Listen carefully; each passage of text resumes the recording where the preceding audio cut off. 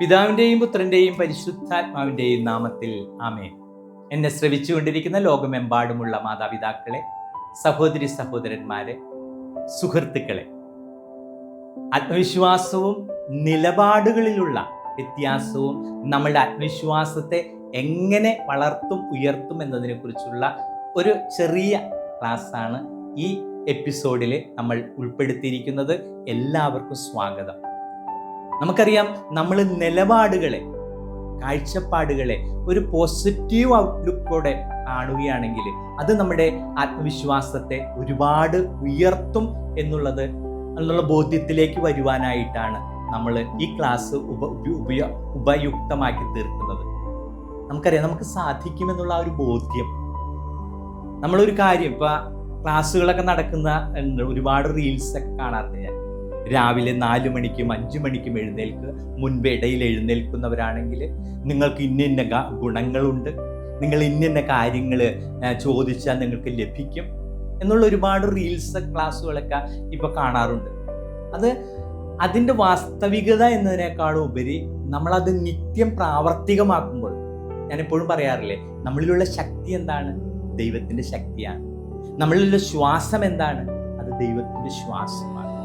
അതുകൊണ്ട് നമുക്ക് എന്തും സാധിക്കും, ആ ഒരു ബോധ്യം ഉണ്ടായിരിക്കും. അപ്പം നമുക്കറിയാം, സാധ്യത അല്ലെങ്കിൽ എബിലിറ്റീസും ടാലൻസും ഒക്കെ ഏറിയും കുറഞ്ഞിരിക്കാം വ്യക്തികൾക്കനുസരിച്ച്. പക്ഷെ ആത്യന്തികമായിട്ട് ഫണ്ടമെൻ്റലായിട്ട് എന്താണ്?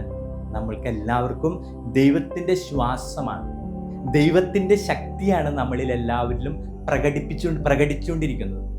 നമ്മളെല്ലാവരും ദൈവത്തിൻ്റെ മാനിഫെസ്റ്റേഷൻസ് ആണ്, ദൈവത്തിൻ്റെ പ്രത്യക്ഷീകരണങ്ങളാണ്. നമ്മൾ ഓരോ പ്രവൃത്തി ചെയ്യുമ്പോഴും ദൈവം നമ്മളെ സൃഷ്ടിച്ച് നമ്മളിലൂടെ പ്രകടമാക്കാൻ ആഗ്രഹിച്ച ദൈവത്തിൻ്റെ പ്രവർത്തനങ്ങളാണ് നമ്മൾ ഓരോ ദിവസവും നടന്നുകൊണ്ടിരിക്കുന്നത്. ഈ ഒരു ബോധ്യം നമുക്ക് എപ്പോഴും ഉണ്ടായിരിക്കണം. നമ്മളെ കൊണ്ട് ഒന്നിനും കൊള്ളില്ല എന്ന് നമ്മൾ ചിന്തിക്കുകയോ, അല്ലെങ്കിൽ അവനെ കൊണ്ടല്ല അവളെ കൊണ്ട് ഒന്നിനും കൊള്ളില്ല എന്ന് മറ്റുള്ളവർ നമ്മളെ കൊണ്ട് ചിന്തിപ്പിക്കുകയോ ചെയ്താലും നമ്മൾ തളരാതിരിക്കുന്നു. കാരണം ആത്മവിശ്വാസത്തിൻ്റെ ശക്തി അതാണ്. ഏകദേശം 39 ക്ലാസ്സിലൂടെ നമ്മൾ പറയാനായിട്ട് ആഗ്രഹിച്ചതും അത് തന്നെയാണ്. ഇനിയും എടുക്കാൻ പോകുന്ന ക്ലാസ്സുകളിലൂടെ എങ്ങനെ നമ്മുടെ ആത്മവിശ്വാസം നമ്മൾക്ക് തട്ടിക്കുടഞ്ഞ് മുന്നോട്ട് എടുത്തു വയ്ക്കുക, ആത്മവിശ്വാസമുള്ളവരായിട്ട് എങ്ങനെ മുന്നോട്ട് പോകാനായിട്ട് സാധിക്കും. ഒരിക്കലും നമുക്ക് സാധിക്കില്ല, അല്ലെങ്കിൽ എന്നെ കൊണ്ട് അതിന് കഴിവില്ല എന്ന് പറഞ്ഞ് പിൻവാങ്ങുന്നവരാകാതെ എനിക്കത് സാധിക്കും എന്നുള്ള ആ ഒരു ബോധ്യത്തിലേക്ക് വരുവാനായിട്ട് നമുക്ക് സാധിക്കണം. നമ്മുടെ നിലപാടുകളിൽ നമുക്ക് മാറ്റം ഉണ്ടാകണം. നമ്മളൊരു കാര്യം കണ്ടിന്യൂസ് ആയിട്ട് റിപ്പീറ്റഡ് ആയിട്ട് ചിന്തിച്ചു നോക്കിയേ, അത് കാലക്രമത്തിൽ നമ്മുടെ മനസ്സിൽ പതിയും. അത് നമ്മുടെ ശരീരം സ്വീകരിക്കാൻ തുടങ്ങും. അപ്പോഴാണത് നമ്മുടേതായിട്ട് തീരുക. ഇപ്പൊ പ്രസംഗിക്കാനൊക്കെ ആയിട്ട് ബുദ്ധിമുട്ടുള്ള വലിയ നിലയിലുള്ളവരെയൊക്കെ പ്രസംഗിക്കുന്നവരാക്കി തീർക്കാറുണ്ട്. അപ്പോൾ അതിന് ശാസ്ത്രീയമായിട്ട് സൈക്കോളജിസ്റ്റൊക്കെ പറഞ്ഞു കൊടുക്കുന്നത്, ആദ്യം നല്ലൊരു പ്രസംഗം തയ്യാറാക്കുക, എന്നിട്ട് നിങ്ങളുടെ 2-3 കൂട്ടുകാരെ വിളിച്ച് അവരുടെ മുമ്പിൽ അവതരിപ്പിക്കുക, പിന്നെ ഒരു ചെറിയ സമൂഹത്തിൻ്റെ മുമ്പിൽ അവതരിപ്പിക്കുക, പിന്നെ ഒരു വലിയ സമൂഹത്തിന് മുമ്പിൽ അവതരിപ്പിക്കുക. നമ്മൾ പ്രസംഗിക്കേണ്ട തലേദിവസം എവിടെയാണോ പ്രസംഗിക്കാൻ പോകുന്നത് അവിടെ പോയി നിന്ന് തുറന്നങ്ങ് സംസാരിക്കുക. പിറ്റേ ദിവസം രാവിലെ എഴുന്നേൽക്കുക, നല്ല ഡ്രസ്സൊക്കെ ധരിക്കുക, ചെന്നിറങ്ങി പോവുക, പ്രസംഗിക്കുക. എത്രയോ ആയിരങ്ങൾ, എത്രയോ 10,000 ഈ ഒരു മാർഗത്തിലൂടെ ആ വ്യക്തിയിൽ ഒളിഞ്ഞു കിടന്നിരുന്ന ഒരു ശക്തിയല്ലേ പ്രസ്തുത സൈക്കോളജിസ്റ്റ് അല്ലെങ്കിൽ മറ്റാരെങ്കിലും അത് തട്ടി ഉണർത്തുന്നത്. അപ്പം നമ്മളിൽ കഴിവുകളില്ലേ? അപ്പം നമ്മളിലുള്ള കഴിവുകളെ മനസ്സിലാക്കാൻ സാധിക്കണം. ഒരിക്കലും നമ്മൾ പിന്നോട്ട് പോകുന്നവർ ആയിത്തീരരുത്. ഒരിക്കൽ പ്രസംഗിക്കാൻ ഒരുപാട് നേട്ടങ്ങളുള്ളൊരു വ്യക്തി പ്രസംഗിക്കാൻ ബുദ്ധിമുട്ടാണ്. അപ്പം ഞാൻ പറഞ്ഞ് 10 ആഴ്ച കണ്ടിന്യൂസ് ആയിട്ട് കിട്ടുന്ന അവസരങ്ങളിൽ മുഴുവനും ലേഖനം വായിക്കാനായിട്ട് കയറുക. ആദ്യത്തെ ദിവസം ഒരു പക്ഷെ കളിയാക്കിയേക്കാം, തൊണ്ടയിടറിയേക്കാം. പക്ഷെ നല്ലൊരു വായനക്കാരനായിട്ട് അദ്ദേഹം മാറി എന്ന് എനിക്ക് മനസ്സിലാക്കാനായിട്ട് സാധിച്ചു. മറ്റുള്ളവർ നമ്മളെ വീണ്ടും വീണ്ടും കാണാനായിട്ട്, കേൾക്കാനായിട്ട് ആഗ്രഹം. എനിക്കത് സാധിച്ചു കിട്ടിയിട്ടോ. കഴിഞ്ഞ ദിവസം ഒരാൾ എൻ്റെ അടുത്ത് വന്നിട്ടുണ്ടായിരുന്നു. 11 മണിക്ക് ഇൻ്റർവ്യൂ ആണ്. അപ്പം ഞാൻ പറഞ്ഞ ജോലി കിട്ടിയല്ലോ. അപ്പോഴും അദ്ദേഹം പറഞ്ഞ അത് കിട്ടുകയാണെങ്കിൽ ഞാൻ പറഞ്ഞ ജോലി കിട്ടി കഴിയുമ്പോൾ എന്നൊന്ന് അറിയിക്കണേ കേട്ടോ.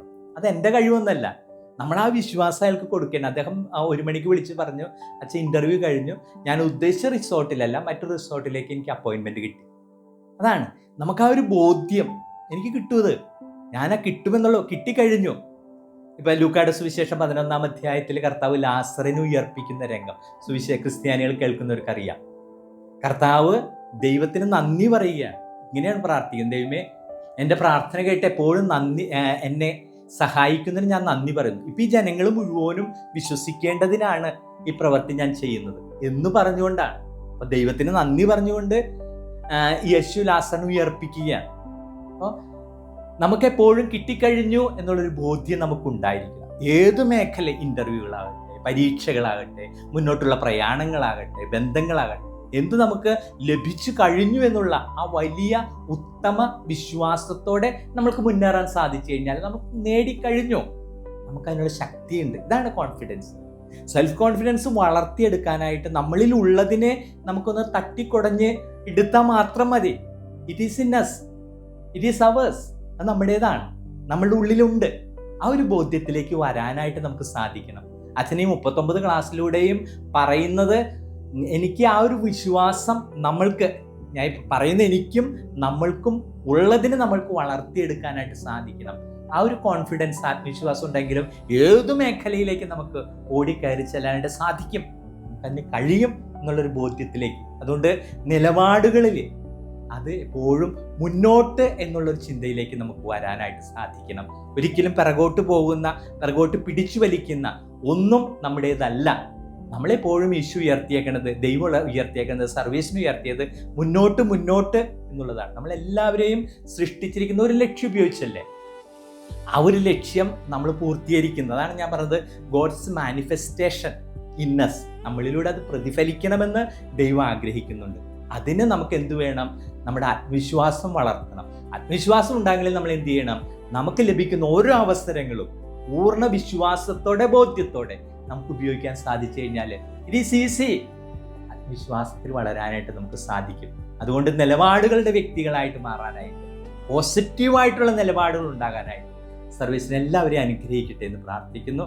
സർവശക്തനായ ദൈവം, പിതാവും പുത്രനും പരിശുദ്ധാത്മാവും നിങ്ങളെ സമൃദ്ധമായി അനുഗ്രഹിക്കട്ടെ. ആമേൻ.